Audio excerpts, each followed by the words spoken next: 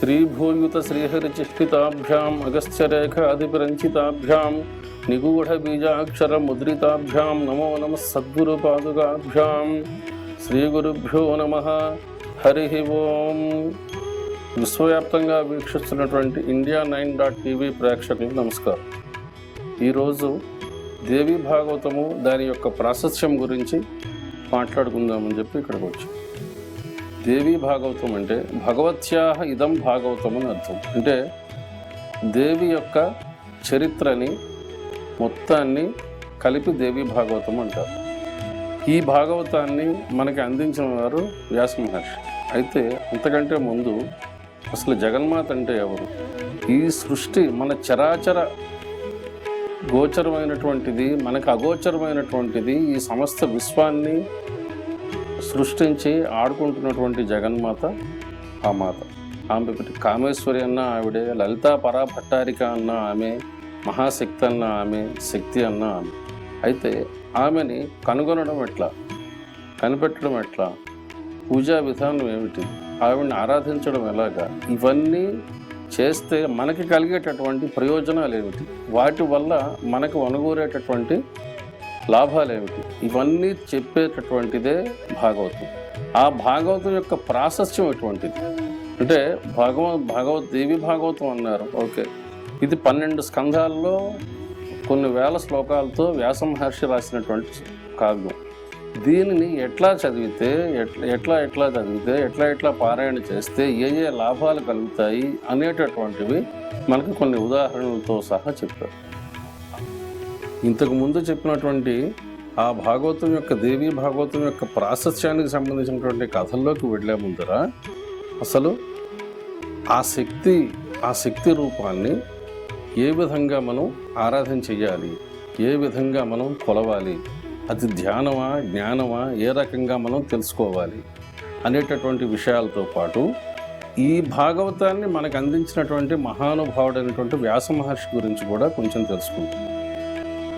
వ్యాసం వసిష్ఠనప్తారం శక్తే పౌత్రమకల్మషం పరాశరాత్మజం వందే సుఖతాతం తపోనిధిం. ఈ శ్లోకానికి ఉన్నటువంటి అద్భుతమైన విలువ ఏంటంటే, ఈ ఒక్క శ్లోకంలో ఆయన ఎటువంటి వంశంలో పుట్టాడు అనేది తెలుస్తోంది. ఆయన వశిష్ఠుడి మునిమనుడు, శక్తి పుత్రుడు, శుకుడికి తండ్రి, పరాశరుడి కొడుకు. అంటే అకల్మషం, అసలు ఎటువంటి కల్మషము లేనటువంటి వాడు, ఎటువంటి కల్మషము ఆయనకి అంటనివాడు. ఆ క్షణాన్నే పుట్టాడు, ఆ క్షణాన్నే పెరిగాడు, ఆ క్షణాన్నే సజ్జో యవ్వనవంతుడు. అలాగే లేచి వెళ్ళిపోయాడు, అమ్మ వస్తానన్నాడు, వెళ్ళిపోయాడు, అంతే. అంతకు మించినటువంటి అద్వైతి మనకి ఇంకెక్కడా ఎవ్వరూ దొరకరు. అయితే ఈయనకి కూడా కొంతకాలం తర్వాత వ్యామోహం పుట్టింది, అది వేరే కథ, దాని సంగతి తర్వాత చూద్దాం. మనకిక్కడ వ్యాసుడి గురించి చెప్తే ఆయనే అద్భుతమైనటువంటి అద్వైత శాస్త్రవేత్త.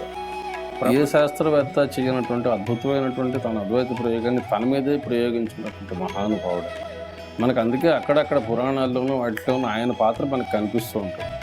సో ఇంతటి మహానుభావుడు రాసినటువంటి భాగవతం మనకి ఏ విధంగా ఉపయోగపడుతుంది, దీని ద్వారా మనం ఆ తల్లి సాయుధ్యాలను ఎలా పొందగలుగుతాము, ఆ తల్లి మన మీద ఎట్లాంటి ప్రేమ చూపిస్తుంది అనేవన్నీ కూడా తెలుసుకోవాలి అంటే మనకి ఈ భాగవత ప్రాశస్త్యాన్ని చెప్పేటటువంటి ఒక 4-5 ముఖ్యమైనటువంటి ఘట్టాలు ఉన్నాయి.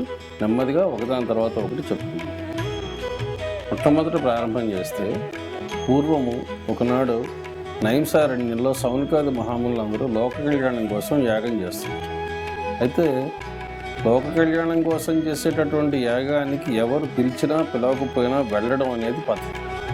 అక్కడ జరిగేటటువంటి కళ్యాణంలో మనం పాలు పంచుకున్నా, లేకపోతే అక్కడ ఏదైనా ఇంత సేవ చేసుకున్నా, లేకపోతే అక్కడ మంత్రాలు మన చెవిని విన్నా కూడా దానివల్ల మనకు ఎంతో ఉపయోగం జరుగుతుంది.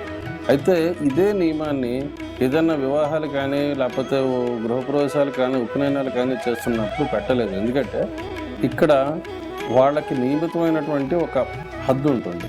ఎంతమంది వచ్చినా కానీ వాళ్ళు ఇక్కడ చేసుకోలేరు. అయితే లోక కళ్యాణార్థం జరిగేటటువంటి యజ్ఞాలు కానీ, యాగాలు కానీ, వాటిల్లోకి మీరు అడక్కపోయినా, మిమ్మల్ని పిలవకపోయినా మీరు వెళ్ళి అక్కడ ఒకసారి పాల్గొని ఒకసారి అక్కడ నమస్కారం చేసుకుంటే దానివల్ల మీకు మంచిది, అటు చేసుకుంటున్న వాళ్ళకి మంచిది. అయితే అటువంటి చోటకి సూత మహాముని అనే ఆయన వచ్చారు. ఈ సూత మహాముని అనే ఆయన బ్రహ్మజ్ఞాని, బ్రహ్మ యొక్క శిష్యుడు. బ్రహ్మ ద్వారా మొత్తం అన్ని రకాల వేదాలు, వేదాంగాలు, ఉపనిషత్తులు మొత్తం అన్నీ అవపోసంటాయి. అయితే ఆయన్ని చూడంగానే ఈ మునులు అందరూ కూడా లేచి నిలబడి నమస్కారం చేసి, మా అదృష్టం ఇవాళ మీరు వచ్చారు, మాకు కావలసినటువంటి వివరాలన్నీ కూడా మీ ద్వారా మాకు తెలుసుకోవడానికి ఇది ఒక అవకాశం దొరికిందని చెప్పి ఆయన్ని ఎదురు ఆయనకి సాదర సత్కారాలన్నీ చేసి కూర్చోబెట్టి, స్వామి మాకున్నటువంటి ధర్మ సందేహాలన్నీ మీరు తీర్చండి, ఇవాళ మేము చేస్తున్నటువంటి యజ్ఞాలు కానీ యాగాలు కానీ ఏదైనా కానీ వాటికి సంబంధించినటువంటి వివరాలు కానీ మీరు ఏదైనా చెప్పండి అని చెప్పి, మాకు ఏమైనా కొత్తవి వివరించండి అని చెప్పి అడిగితే సూతుల వారు దేవీ భాగవతము, దేవి యొక్క ప్రశస్తి గురించి చెప్పడానికి పోతుంది. కొనుకొని ఓ ముందారా, లోక కళ్యాణార్థం మీరు చేస్తున్నటువంటి యాగానికి నేను అనుకోకుండా రావడం జరిగింది, అది నా అదృష్టం. అలాగే మీరు అడిగినటువంటి సందేహాలకి వాటికి కూడా నేను దేవీ భాగవతము దాని యొక్క ప్రాశస్త్యానికి సంబంధించినటువంటి కథలు చెప్తాను వినండి అని చెప్పి చెప్తూ, అసలు ఈ దేవీ భాగవతం గురించి, దేవి యొక్క మహిమల గురించి, దేవి యొక్క శక్తి గురించి ఇవన్నీ కూడా ఎవరికి చెప్పారయ్యా అంటే, అగస్త్యుడు, లోపాముద్ర, అగస్త్య మహర్షి ఆయన భార్య అయినటువంటి లోపాముద్ర మానసికంగా ఉన్నటువంటి సంఘర్షణను తట్టుకోలేక కైలాసానికి వెళ్ళి సుబ్రహ్మణ్యేశ్వర స్వామిని అడుగుతారు. స్వామి, మాకున్నటువంటి బాధలకి ఉపశమనం ఏదైనా ఉందా, దానికి దారి ఏంటి అని అడిగితే ఆయన ఈ దేవి భాగవతం వాళ్ళిద్దరికీ చెప్తారు. వాళ్ళిద్దరికీ చెప్పడం వల్ల వాళ్ళు విని, వాళ్ళు ఆనందించి, వాళ్ళు ఆ కథల్ని నెమ్మదిగా అందరికీ చెప్పడం మొదలు. అయితే ఇక్కడ ఇంకో చోట ఏమైందంటే, జనమేజయ మహారాజుకి వ్యాస భగవానుడు ఇదే భాగవతాన్ని 9 రోజుల పాటు పారాయణ చేస్తాడు.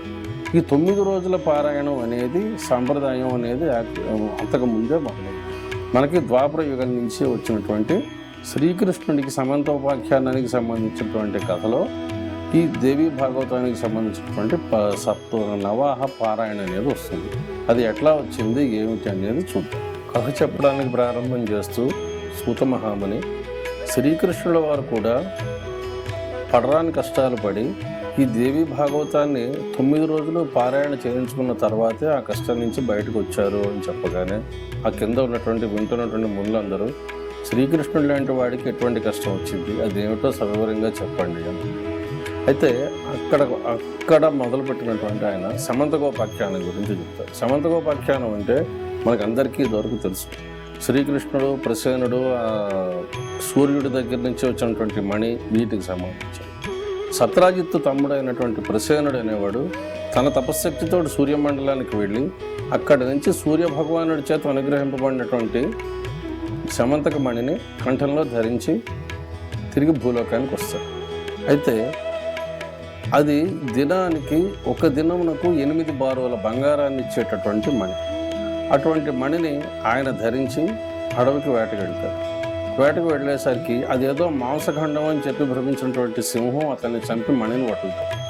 ఆ మణిని పట్టుకెళ్ళిపోయినటువంటి సింహాన్ని జాంబవంతుడు సంహరించి ఆయన తన కూతురికి ఆడుకోవడానికి ఇస్తాడు. అయితే ఈ సమంతకమణి కనిపించకపోవడం, ప్రసేనుడు మరణించడం, ఇవన్నీ అపవాదుల కింద తిరిగి శ్రీకృష్ణుడి మీదకి వస్తాయి. శ్రీకృష్ణుడే నా తమ్ముడిని సంహరించి ఆ సమంతకమణిని పట్టుకుపోయాడని చెప్పి సత్రాజిత్తు ఆరోపిస్తాడు.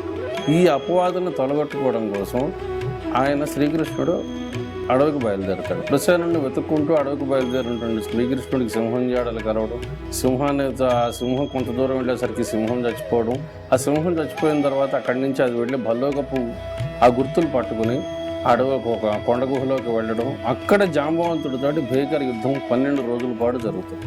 అయితే ఆ 12 రోజుల పాటు ఆ గుహలోంచి శ్రీకృష్ణుడు బయటికి రాకపోతే ఆ గుహ బయట ఎదురు చూస్తున్నటువంటి ఆయన పరిచారకులందరూ కూడా ఇంకా శ్రీకృష్ణుడు ఏమైపోయాడో ఏమిటో అనుకుని ఇంకా చూసే ఓపిక కూడా వాళ్ళకి లేక వెనక్కి వెళ్ళిపోయి శ్రీకృష్ణుడు జాడ మాకు తెలియలేదు, గుహలోకి వెళ్ళిన వాడు బయటికి రాలేదు అని చెప్పి చెప్తారు. ఆ చెప్పిన విషయం వసుదేవుడికి తెలుస్తుంది.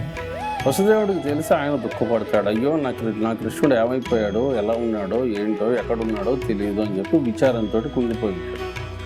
అలా విచారంగా ఉండేటువంటి వసుదేవుడి దగ్గరికి నారద మహాముని వస్తాడు.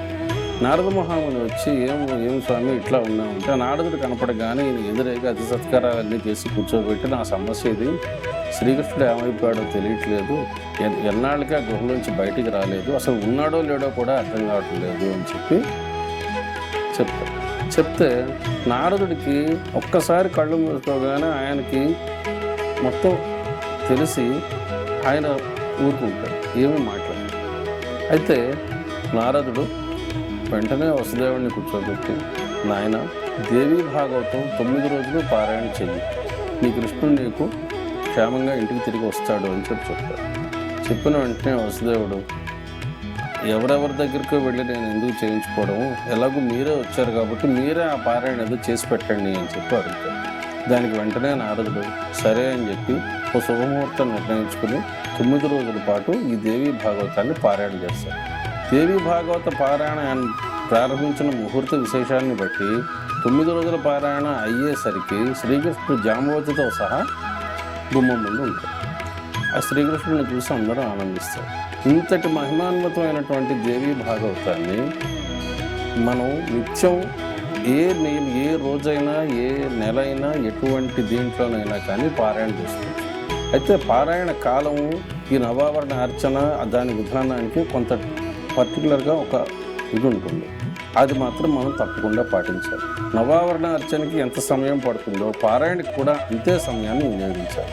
సుమారుగా 3.5 గంటల సేపు నవావరణ అర్చన పడితే పారాయణ కూడా 3.5 గంటలు, 9 రోజులకి కలిపి 3.5 గంటలు పారాయణ చేయడం అనేది పాటించవలసినటువంటి విధి.